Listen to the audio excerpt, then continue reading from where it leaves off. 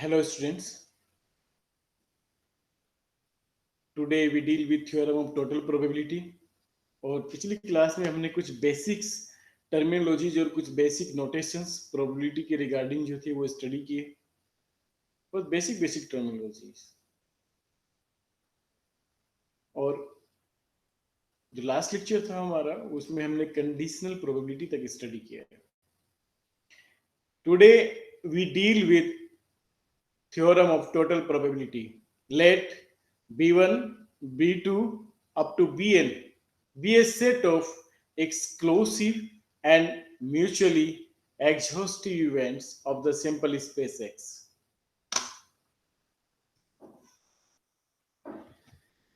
So we are, I think, very well aware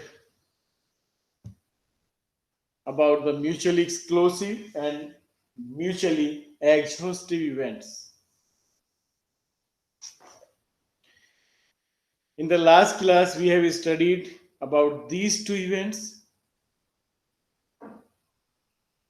So I am repeating again the statement of the theorem. Let B1, B2, Bn be a set of mutually exclusive and exhaustive events. Theorem of total probability.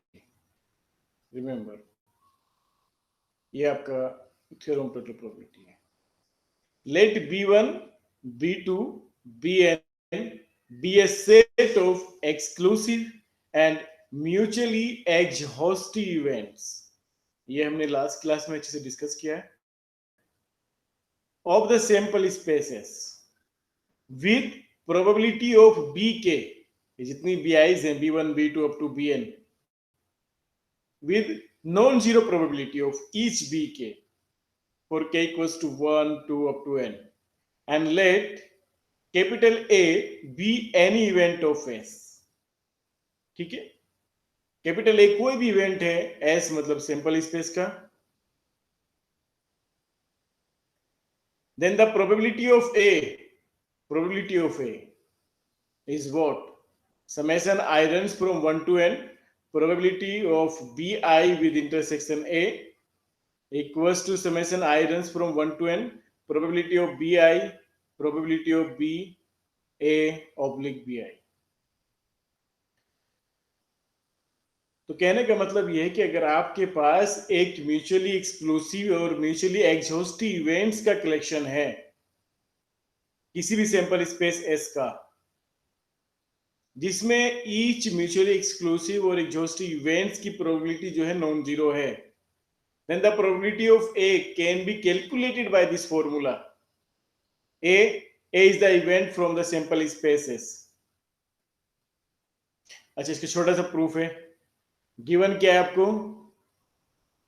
Given है each BI are mutually exhaustive events, है ना? और by the definition of the exhaustive events, that S can be written as the union of all BIs. S can be written as the union of all BIs. That is like this. And are mutually exclusive events. Mutually exclusive events. मतलब कि BI intersection with BJ is empty for different I and J. For different I and J. ये mutually exclusive events के बारे में ये है साहब. चूंकि सैंपल स्पेस एस में सारी की सारी इवेंट्स म्यूचुअली एग्जॉस्टिव हैं और म्यूचुअली एक्सक्लूसिव है, given in the theorem above. So A and B1 both are the events of the sample spaces. A and B2 are the events of sample spaces. A and B3 are the events of sample spaces. Similarly, A and Bn are the events from the sample spaces. It means are mutually exclusive events. It is already given in the above result. So now A can be written as A, capital A को हम किस तरह लिख सकते हैं? A equals to A intersection B1 with union A intersection B2 with union A intersection B3 up to dot A intersection Bn. Okay, so geometrically if you see that कि हमारे पास ये एक इवेंट है ए, है ना, ए इवेंट आप इस तरह से ले सकते हैं। चलिए यहाँ पे मैं बना देता हूँ, है ना, एक बॉक्स मैंने लिया, ये सिंपल स्पेस है मेरा एस, ठीक, ये मेरा एक सिंपल स्पेस एस है। इसमें मैंने एक इवेंट, ये मेरी ए होगी, है ना, और मेरी एक इवेंट होगी B1, और ये मेरी एक इवेंट होगी B2, इसी तरीके से मेरी एक इवेंट होगी B3, है ना, और इसी तरीके से ये मेरी एक इवेंट होगी B4, तो अप टू, है ना, इसी तरीके से चलता रहेगा। तो ए को कवर कर लिया इस तरीके से, सारी इवेंट्स ने कुछ ना कुछ इसमें कॉमन है, ए किसी ना किसी का एक छोटा बहुत पार्ट रहेगा, है ना। सो a can be written as like this, है ना। Now apply the probability of both the sides. The probability of A equals to probability of A intersection B1 intersection B2 union A intersection B3 by the addition rule of probability. If all the events are mutually exclusive,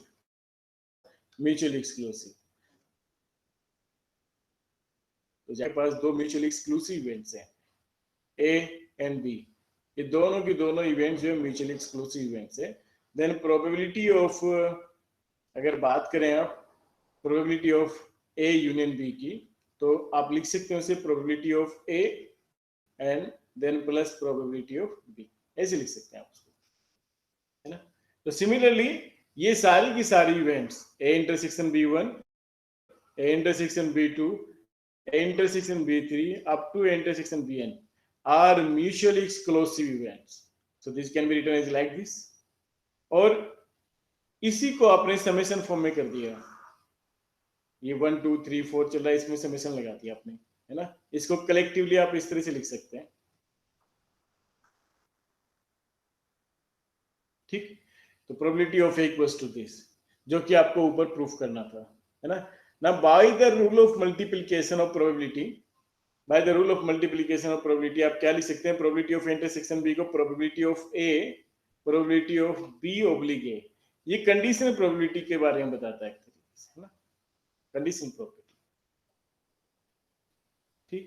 तो इसी फॉर्मूले का फायदा उठाते हुए आप इसको यहाँ पर रिप्लेस कर दें और आपको ये फॉर्मूला आपका मिल जाएगा, probability of A equals to summation I runs from 1 to n probability of bi probability of a oblique bi। Okay, चलिए ये तो आपका इस थ्योरम का मोटिव था और प्रूफ था। Now we deal a questions and we solve a question based on the above result. अब बड़ा इंटरेस्टिंग सा सवाल है। प्रोबेबिलिटी तो अपने आप में एक गेम है ना, एक खेल है। समटाइम जब आपको लगे कि अपने दिमाग को दुरुस्त करना है तो कुछ खेलने का मन करता है, तो ये मैथमेटिकल गेम है, पजल्स हैं, मैथमेटिकल पजल्स, है ना। Two players A and B participate in a game of throwing two dice. Two players, दो खिलाड़ी हैं, एक गेम में पार्टिसिपेट करते हैं और खेल क्या है, दो डाइस है उनके पास, उनको थ्रो करना है, फेंकना है।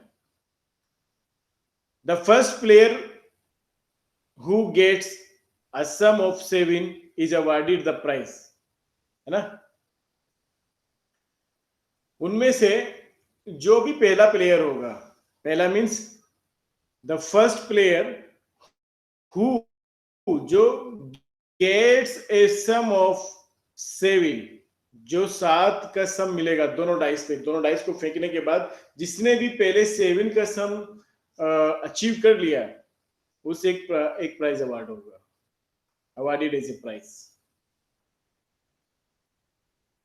आगे कंडीशन क्या है कि if A starts the game, अगर ए जो प्लेयर है वो गेम का स्टार्ट करता है, then find the probability of their winning, उनके जीतने की प्रोबेबिलिटी क्या होगी, यानी कि ए और बी के जीतने की प्रोबेबिलिटी क्या होगी।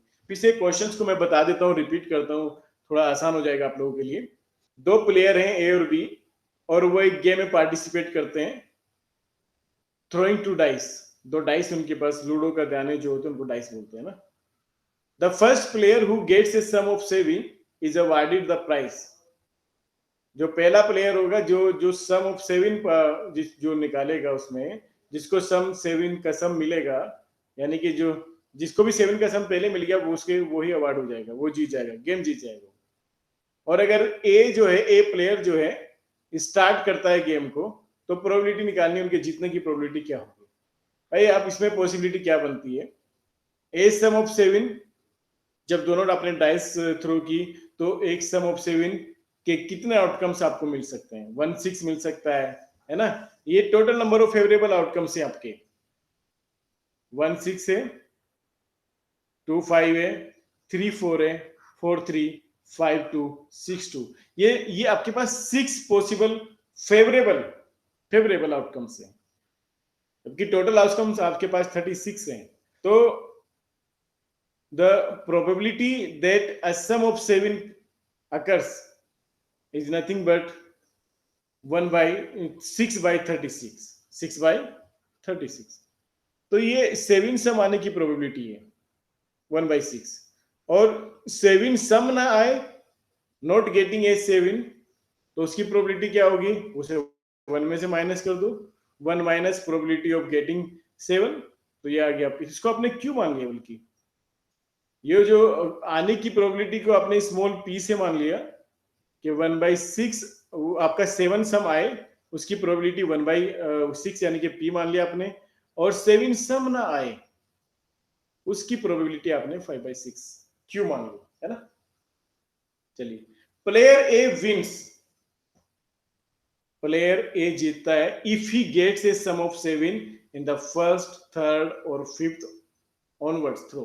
कहने का मतलब ये कि अगर वो फर्स्ट थ्रो में जीतता है तो सम 7 आएगा तो पहले थ्रो में जीतेगा, या फिर वो तीसरा थ्रो मिलेगा उसे, क्योंकि दूसरा तो पहले के बाद दूसरा तो चला जाएगा बी के पास, ठीक है, तीसरा आएगा उसके पास, फिर चौथा बी के पास चला जाएगा, फिर 5 उसके आएगा। तो जब भी इनमें से कोई जीत जाएगा तो गेम वहीं पे स्टॉप हो जाएगा। तो चलिए हम बात करते हैं probability P sum of 7 in first throw.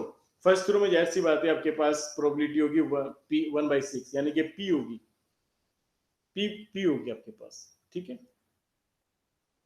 फिर आपके पास क्या होगा, यकीन कि फर्स्ट थ्रो में आप फेल होगी, आपके पास फर्स्ट थ्रो में 7 सम नहीं आया। जब फर्स्ट थ्रो में 7 सम नहीं आया तो उसके आने की क्या प्रोबेबिलिटी है, 7 सम ना आने की 5 by 6, यानी कि क्यू। फिर दोबारा बी के पास गेम गया, बी के पास भी 7 सम नहीं आया, तभी आपके पास थर्ड में आया, यानी कि बी के पास भी फेल हो गया, बी के पास भी 7 नहीं आया, यानी कि उसके पास भी क्यू आया। तो थर्ड आपके पास कैसे आया, पहला कंप्लीट किया आपने एंड, दूसरा कंप्लीट किया आपने एंड, तीसरा, तो इसलिए क्यू इंटू पी, तो क्यू स्क्वायर इंटू पी। ये प्रोबेबिलिटी है आपके पास थर्ड थ्रो की। इसी तरीके से प्रोबेबिलिटी आपके पास फिफ्थ थ्रो की आएगी, क्यू की पावर 4 पी।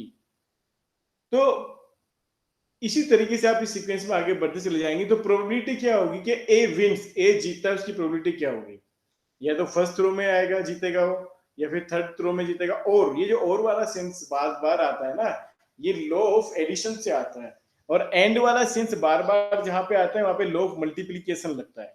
जब आपकी टास्क परफॉर्म होने में और की फीलिंग आ रही हो तो वहां पे लॉ ऑफ एडिशन लगता है, और जहां पर एंड की फीलिंग आती है वहां पे लॉ ऑफ मल्टीप्लीकेशन लगता है। ये चीज ख्याल रखने वाली है, छोटी छोटी चीजें। तो ए विंस, अगर वो आपका ए कब जीता है, अगर पहले ही थ्रो में आपका पहले ही थ्रो में आपका सम 7 आ जाए, तो उसकी प्रोबेबिलिटी पी आपके पास ऊपर निकाली है आपने, ये यहाँ पर जो निकाली है, ठीक। और फिर उसके पास मिलेगा, या फिर उसके वो जो जीतेगा थर्ड में जीतेगा जाके, जब वो थर्ड जब कब मिला होगा, जब वो पहले वाले फर्स्ट थ्रो में फेल हुआ, फिर सेकंड थ्रो में आपका बी फेल हुआ, तब थर्ड थ्रो पे आपका नंबर आया।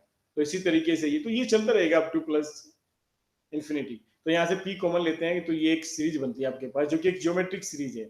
और ज्योमेट्रिक सीरीज मैंने यहाँ पे बताया कि 1 + r स्क्वायर प्लस r⁻³ इस टाइप की जो होती है ज्योमेट्रिक सीरीज होती है। ज्योमेट्रिक इनफाइनाइट सीरीज का सम जो होता है 1/1 माइनस r होता है, 1/1 माइनस r, है ना। तो यहाँ पे लगा दिया r है यहाँ पे q स्क्वायर, तो 1/1 माइनस q स्क्वायर। इसको सिंप्लीफाई किया और on simplification this we get the answer 6/11. चलिए नाउ, तो ये तो जो आपके पास जो प्रोबेबिलिटी आई 6/11 ये आई ए के जीतने की. अब बी के जीतने की प्रोबेबिलिटी क्या होगी भाई? जब ए नहीं जीता तो जीता कौन? बी. अगर ए नहीं जीतेगा तो कौन जीतेगा? बी जीतेगा. तो ए के ना जीतने की प्रोबेबिलिटी कितनी है? 1 माइनस जीतने की प्रोबेबिलिटी ऑफ ए, है ना? 1 माइनस ए विंस. तो ए विंस 6/11, 1 माइनस 6/11 यानी कि 5/11. Now the next question interesting है, मजेदार सवाल है. A factory has 4 independent units ABCD. एक फैक्ट्री के पास 4 इंडिपेंडेंट यूनिट्स हैं ABCD, which produce 40%, 30%, 20%, 10% of identical items respectively. एक फैक्ट्री जिसके पास ABCD 4 यूनिट हैं, which produce 40%, 30%, 20%, 10% of identical item respectively. The percentage of defective items produced by these units are 2%, 1%, 0.5%, 0.25% respectively. तो इतना percent उनके पास defective है. तो if an item is selected at random, अगर आप रैंडमली एक आइटम सिलेक्ट करते हैं, then find the probability that the item is defective. जाहिर सी बात है, जब आप आइटम डिफेक्टिव की बात कर रहे हैं कि उसकी प्रोबेबिलिटी निकालने की आइटम आपका डिफेक्टिव है, उसकी प्रोबेबिलिटी क्या है? तो जनाब या तो वो आइटम आपका ए यूनिट से हो सकता है, या वो आइटम आपका बी यूनिट से हो सकता है, या सी यूनिट का हो सकता है, या डी यूनिट का हो सकता है. तो सबसे पहले तो क्या रहेगा कि जैसे ही आपने आइटम लिया तो ये कहेगा either it is from the unit A. ठीक है, if it is unit A then it is defective. Okay, so first find the probability of A that it is from unit A. Okay, so and then it is defective.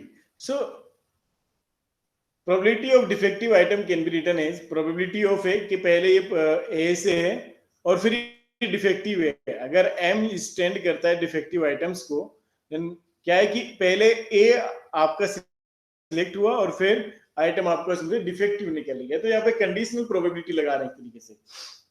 या फिर क्या हो सकता है, और ये कि B का हो सकता है और उसका आइटम आपका डिफेक्टिव निकल गया, या फिर C का हो सकता है उसका डिफेक्टिव.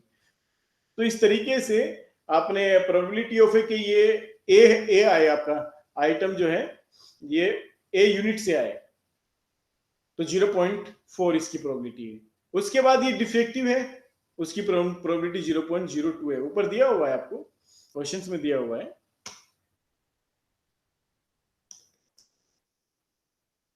टू परसेंट ए में कितने परसेंट है? 2% डिफेक्टिव है ना. तो इसी तरीके से कि ये बी आए तो उसकी प्रोबेबिलिटी क्या होगी आपके पास? 0.3, और उसमें भी डिफेक्टिव हो तो 0.01, है ना. या सी से आए तो इसकी प्रोबेबिलिटी होगी 0.2 और उसमें भी डिफेक्टिव हो तो 0.005. तो after calculating we find the final answer probability of defective items, है ना. तो टोटल लॉ ऑफ प्रोबेबिलिटी यहां से करेंगे, क्योंकि डिफेक्टिव आइटम जो है ना आपका, ये आपके सैंपल स्पेस की एक इवेंट है ना. तो सैंपल स्पेस की एक इवेंट है, और ये सारी की सारी जितनी इवेंट्स है A B C D are mutually exhaustive and mutually exclusive events हैं. तो यहाँ पे टोटल लॉ ऑफ प्रोबेबिलिटी को आप देख सकते हैं, है ना. सिमिलरली ये क्वेश्चन है आपके पास नीचे, और ये भी अपने आप में बहुत ही अच्छा सवाल है. Box A contains 6 red and 4 blue balls, और बॉक्स बी में 3 रेड और 7 ब्लू बॉल्स हैं.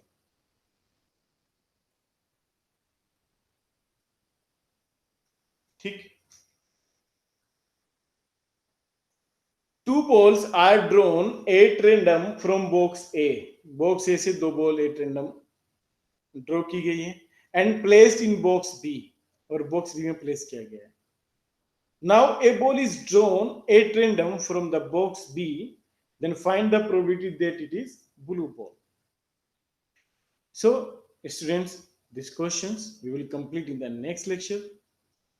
So be ready for the next lecture. Thank you very much. See you in the next time.